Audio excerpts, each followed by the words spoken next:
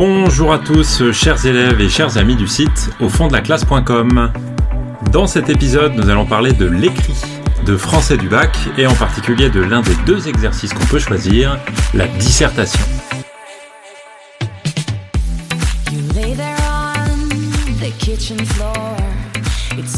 La dissertation, c'est un exercice qui fait souvent assez peur aux candidates du bac, en particulier en début de première, parce qu'on n'en a pas fait beaucoup l'année dernière et que du coup c'est un exercice qui est relativement nouveau. Et 4 heures, évidemment, ça fait un peu peur, on se demande un petit peu ce qu'on va pouvoir dire en autant de temps. Alors, ce qui risque de se passer, si vous travaillez sérieusement cette année, c'est que les choses vont se renverser. Et que la dissertation va devenir un exercice plus sûr pour vous, qui va vous rassurer davantage, et surtout, vous allez vous demander comment vous allez pouvoir le terminer en 4 heures, ce qui est évidemment un autre problème, mais un problème qui est beaucoup plus rassurant. Alors, la dissertation, c'est une épreuve à laquelle on peut se préparer. Et celle qui s'y prépare avec sérieux est à peu près sûr de le réussir correctement. Puisque, contrairement aux commentaires qui portent sur un texte inconnu, la dissertation de l'écrit du bac blanc porte sur une œuvre au programme, ce qui est a priori beaucoup plus rassurant. En plus, l'intitulé de ce qu'on appelle le parcours associé oriente énormément la lecture de l'œuvre. Et donc les sujets de dissertation qui tombent ne peuvent pas être n'importe quoi. Ils sont en lien avec ce parcours du programme et ils demandent une bonne connaissance de l'œuvre. Celle qui se prépare bien, a donc la certitude d'être prêt, d'être prête le jour de l'épreuve. Il y a 4 œuvres qui sont étudiées pendant l'année, c'est pas 150. Alors il faut bien les connaître. Ça suppose évidemment du travail, des efforts, mais on peut dire que c'est loin d'être impossible. Et surtout, ce sont des efforts qui seront récompensés, à condition évidemment de ne pas se disperser, de travailler de manière efficace, et bien sûr de bien comprendre en quoi consiste une dissertation. Et c'est évidemment ça qu'on va essayer de vous montrer dans cet épisode. Un sujet de dissertation, c'est un sujet qui se présente d'une façon assez courte en général. C'est un énoncé qui est une question, une simple question, ou une question qui peut être accompagnée d'une citation, qui peut être d'un auteur qui est indiqué ou d'un auteur inconnu, peu importe, tout est possible. Alors qu'est-ce qu'il faut faire ? Il faut commencer par lire le sujet, le relire, pour essayer de le comprendre. Ce que je vous conseille de faire, c'est de ne pas écrire sur votre brouillon trop vite, tout simplement pour ne pas bloquer votre réflexion.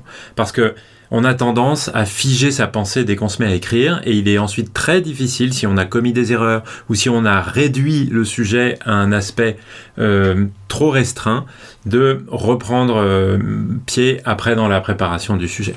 Alors si on veut absolument l'écrire, vous pouvez le recopier tel quel, mais n'écrivez pas trop vite. Parce que analyser un sujet, ça ne consiste pas à le décortiquer, à en décortiquer chaque mot, mais plutôt, au moins dans un premier temps, à l'appréhender d'une façon qui est globale, en s'interrogeant avec le maximum d'esprit d'ouverture possible sur le champ qu'il couvre, c'est-à-dire comprendre quels sont les aspects de l'œuvre au programme auxquels ce sujet renvoie, sur quoi on veut nous interroger, et ça, il ne faut pas tout de suite écrire, et il ne faut pas tout de suite entrer dans du grand détail pour se donner le temps de le comprendre. Dans un deuxième temps, en revanche, il va falloir s'attacher à analyser les termes de ce sujet.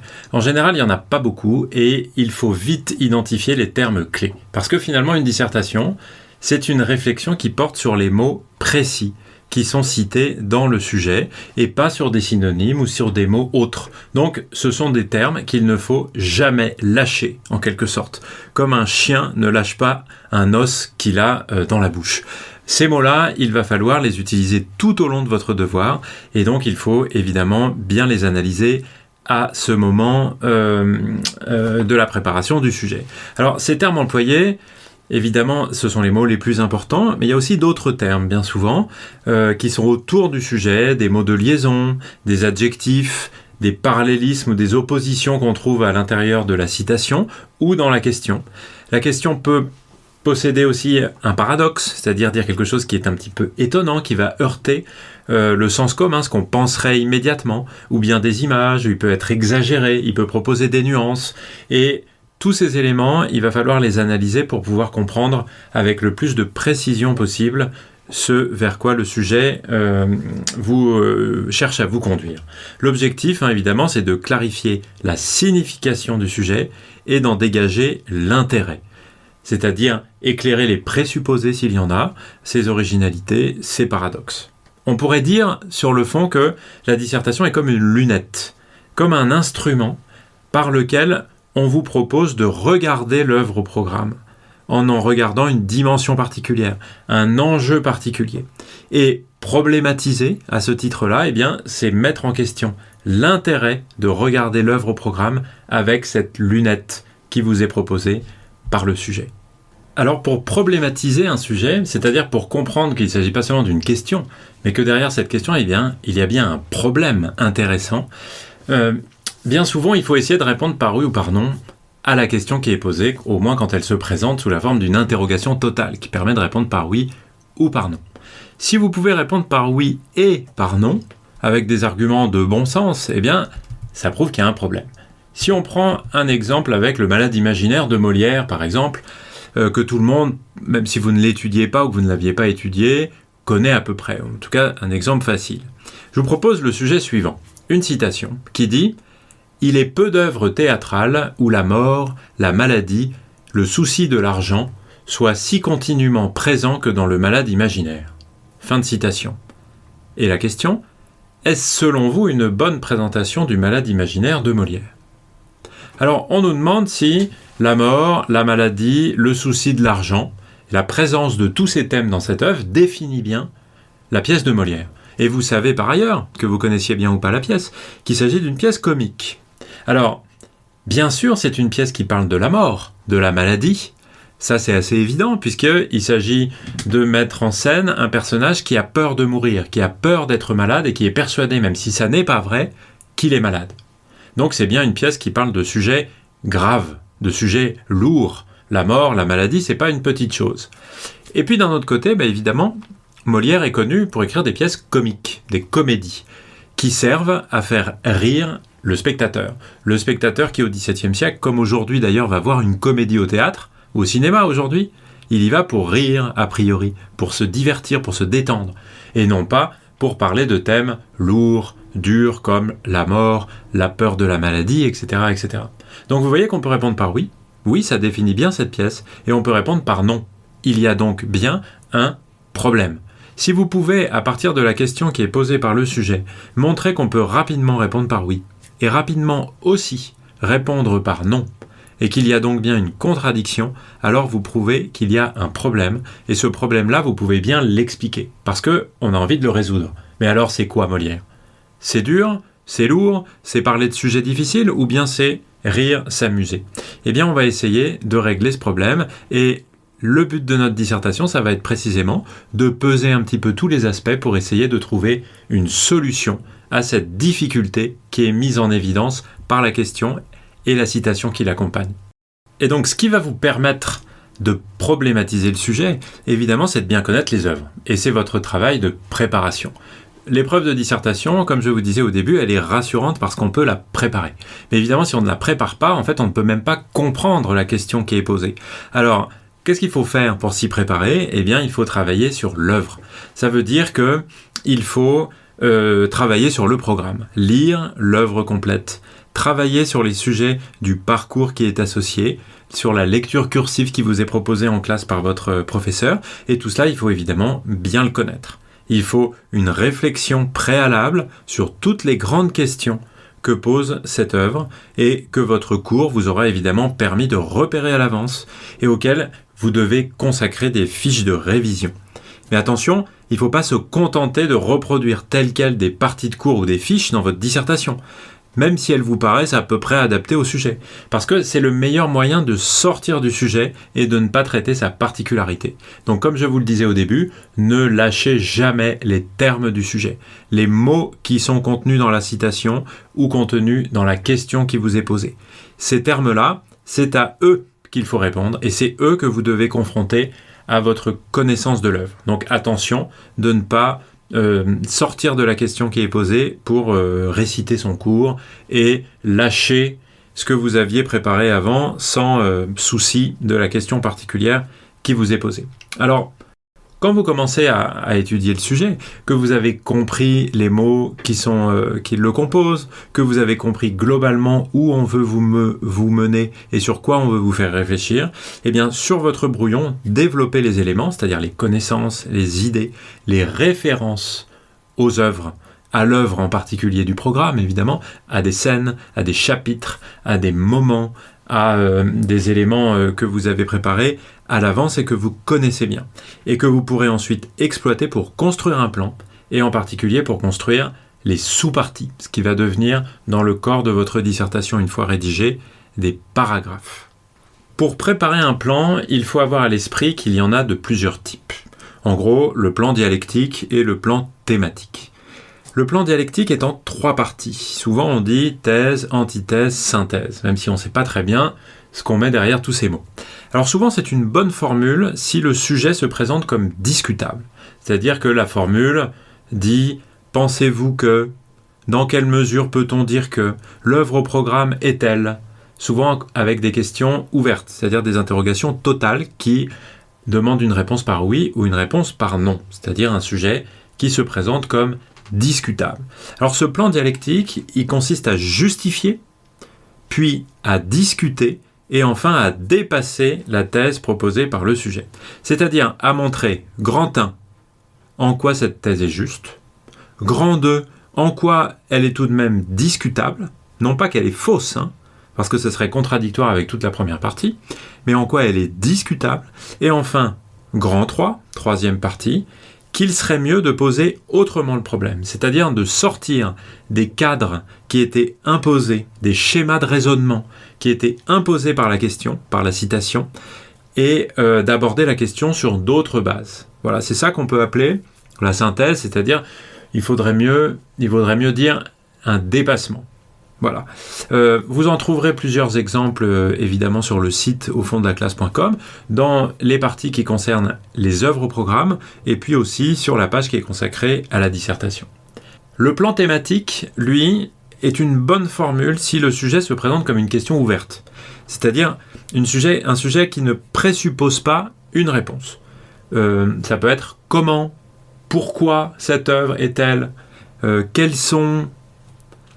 Une question un petit peu de ce genre-là. Il y a quelques années, avait été posée aux États-Unis le sujet suivant, pourquoi rit-on dans Le Malade imaginaire de Molière ? Bon, eh bien, cette question-là amenait un plan thématique. On ne peut pas dire oui à une question qui vous demande pourquoi. Donc, évidemment, un plan thèse-antithèse ne se prête pas du tout à ce genre de sujet.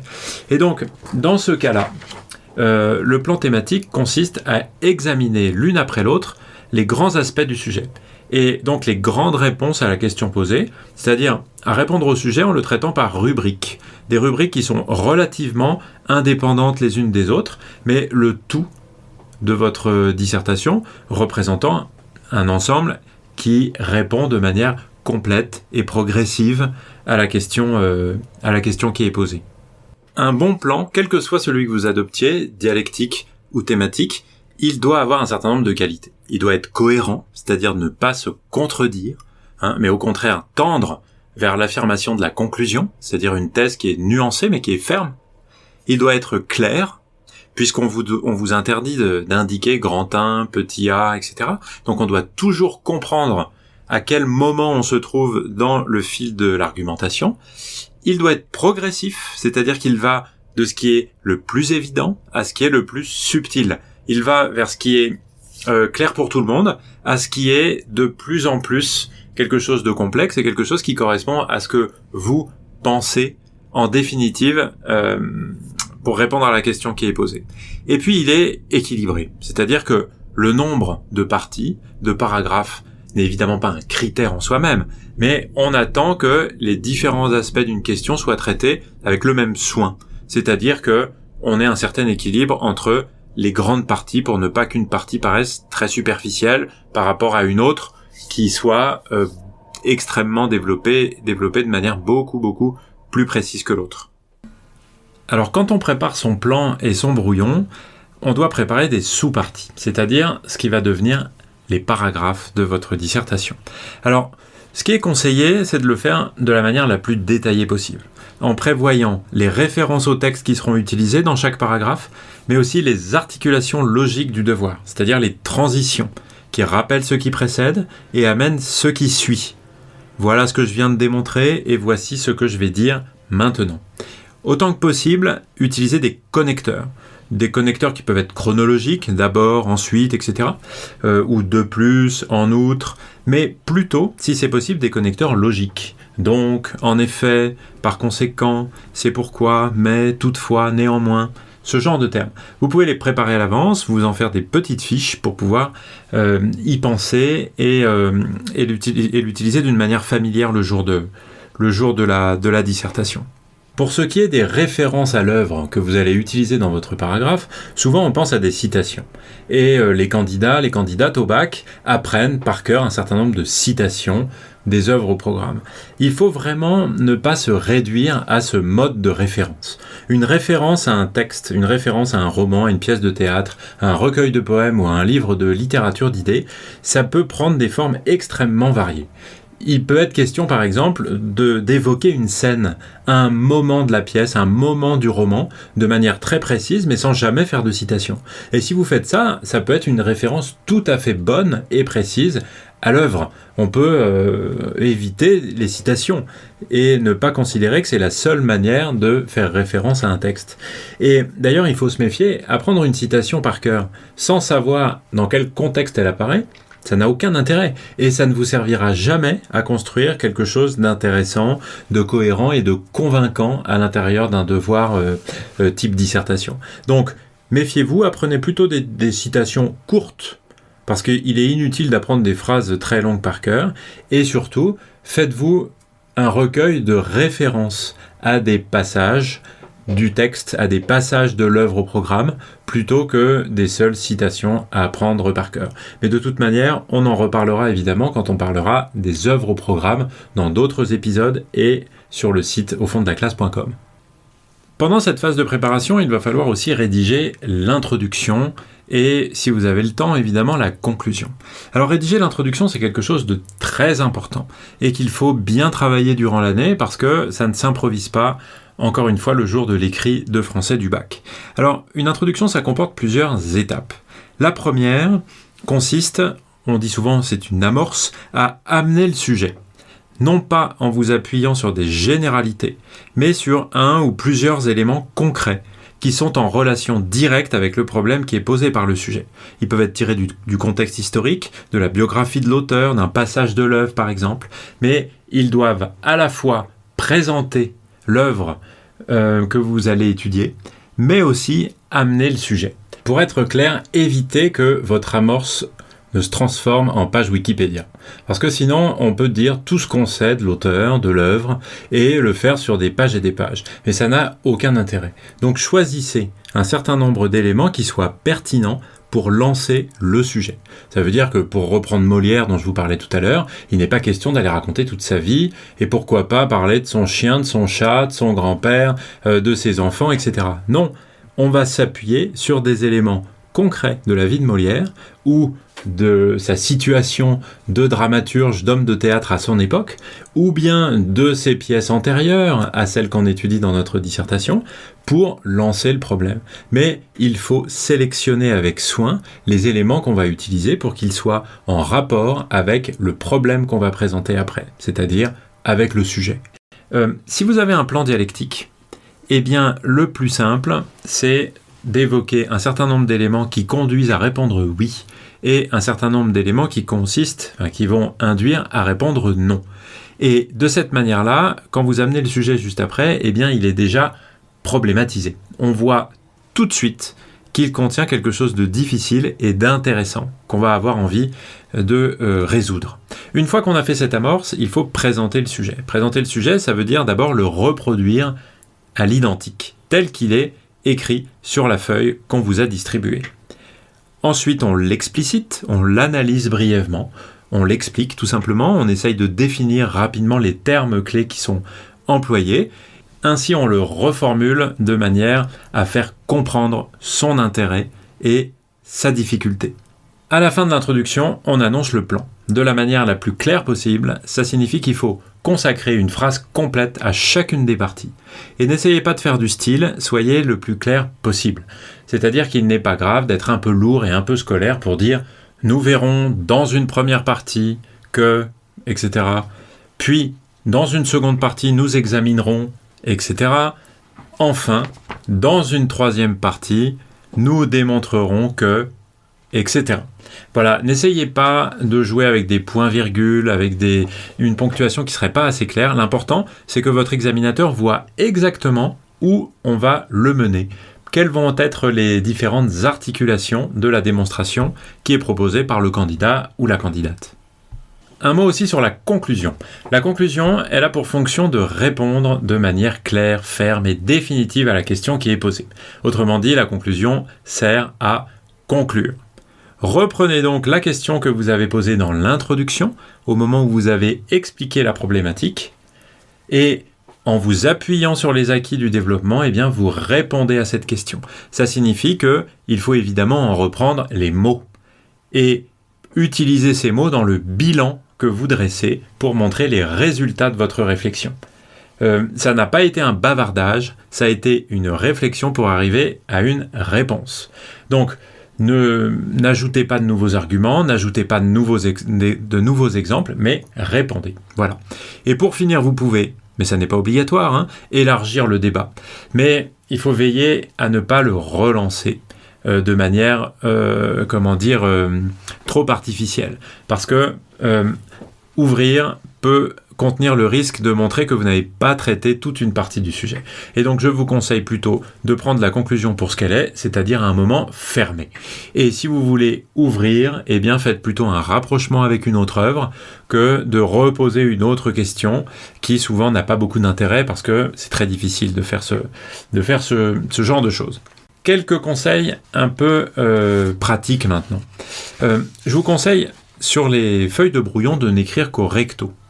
Parce que sinon vous allez vous perdre, parce que vous pouvez avoir un certain nombre de feuilles de brouillon sur votre table quand vous le faites en temps limité, et quand on fait son plan, il faut trouver un système de numérotation simple et ne pas écrire des choses partout, parce que sinon vous allez vous perdre. Et il est très difficile d'avoir beaucoup de feuilles à gérer sur sa table, donc faites attention à ce genre de choses. Autre conseil pratique pour la rédaction. Les correcteurs, dites-vous qu'ils ont du mal à lire ce qui est écrit tout petit, ce qui est écrit avec une encre pâle ou qui est écrit de manière un peu rapide. Donc, faites un effort de calligraphie. Utilisez une encre foncée qui marque bien le papier. Vous savez ensuite que les copies sont maintenant numérisées, corrigées sur un écran d'ordinateur, et peut-être encore plus qu'avant, il faut veiller à ce qu'elles soient le plus lisible possible. Et vraiment, ne croyez pas que ces conseils un peu techniques, un peu matériels, soient négligeables. C'est vraiment très important, c'est pas du tout quelque chose de superficiel que de veiller à la bonne présentation de sa copie. Toujours un peu sur le même plan, mais sur l'aspect visuel global de la copie. Ayez en tête que le correcteur doit voir immédiatement où est votre introduction, où sont vos parties, où est la conclusion. Et pour ça, il faut trouver un système avec des espaces. Entre l'introduction et le début de la première partie, vous laissez 3 carreaux, par exemple, ou ce que vous voulez, peu importe. Et il faut qu'on retrouve cet espacement entre le dernier paragraphe du développement, de la 3e partie, par exemple, et la conclusion. De même, il faut qu'on se rende compte qu'on passe d'une partie à une autre. Il faut qu'il y ait une délimitation bien claire entre le grand 1 et le grand 2. Entre le grand 2 et le grand 3. Et c'est pareil, choisissez un système et gardez-le tout au long de la copie. Et à l'intérieur de chaque grande partie, disons le grand 1, le grand 2 et le grand 3 s'il y en a un, eh bien, il y a des sous-parties. Et ces sous-parties prennent la forme d'un paragraphe. Ça signifie que, à chaque fois, dans une partie, le grand 1, par exemple, le grand 1 va être formé de 3 paragraphes. Le grand 2 de 3 paragraphes et le grand 3 de 3 paragraphes. C'est pas une règle figée. C'est-à-dire qu'il peut y en avoir 2, il peut y en avoir 4. C'est pas du tout un problème. Mais veillez en tout cas à un équilibre global entre ces différentes parties, tout simplement parce que c'est l'équilibre de votre démonstration qui est en jeu. C'est pas un aspect visuel ou formel, hein. C'est quelque chose qui est plus important que ça et qui a évidemment un rapport avec le fond et la qualité, la rigueur de votre raisonnement. Une dernière remarque sur ces éléments-là, qui va nous rapporter à la question de la problématique et du traitement du sujet.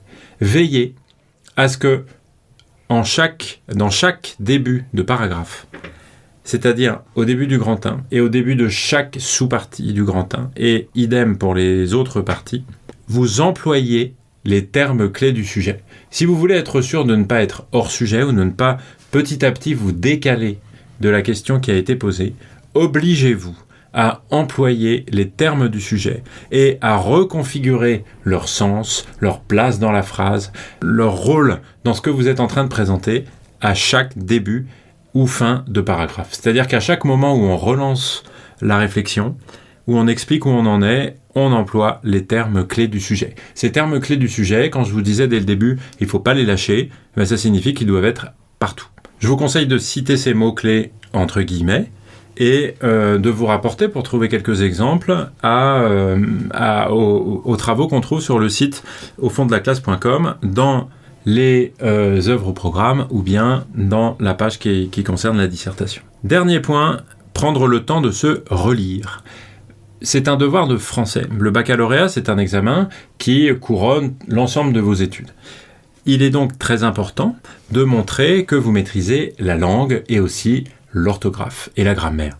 Ça signifie qu'il faut se relire pour s'assurer qu'on a bien une langue correcte.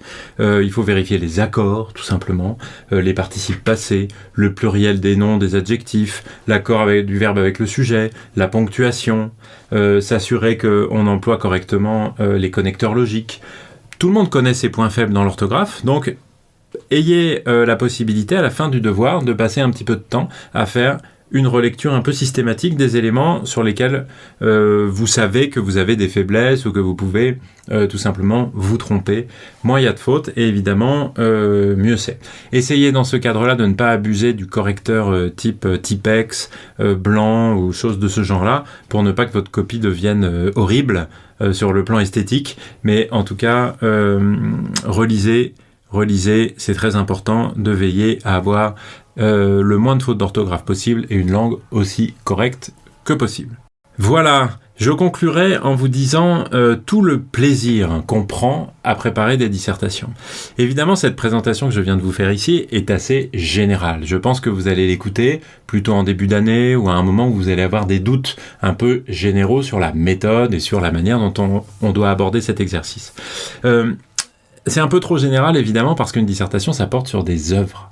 Et le plaisir que vous allez trouver à réfléchir à une question qui porte sur une œuvre, eh bien, il se fondera sur le plaisir que vous avez eu à lire ce livre et à l'étudier pour mieux le comprendre, pour mieux en goûter les richesses, les moments intéressants, les émotions qui la contiennent. Et donc, ne vous arrêtez pas à ces éléments de méthode, parce qu'une méthode, ça n'a aucun intérêt si ça ne sert pas à faire quelque chose. Et le plaisir que vous allez prendre dans la dissertation, il est bien réel, mais il est évidemment lié non pas seulement à la dissertation en elle-même, mais aussi à l'idée de réfléchir, de se poser des questions et de trouver des réponses intéressantes, intelligentes et néanmoins personnelles sur des œuvres d'art que vous allez, je l'espère, durant cette année de première, apprécier. Voilà donc les éléments que je souhaitais partager avec vous pour cette présentation de l'exercice de la dissertation. Vous pouvez retrouver un certain nombre de choses sur le site aufonddelaclasse.com. Je vous dis en tout cas merci beaucoup de m'avoir écouté et à très bientôt. Ciao ciao. You lay there on the kitchen floor.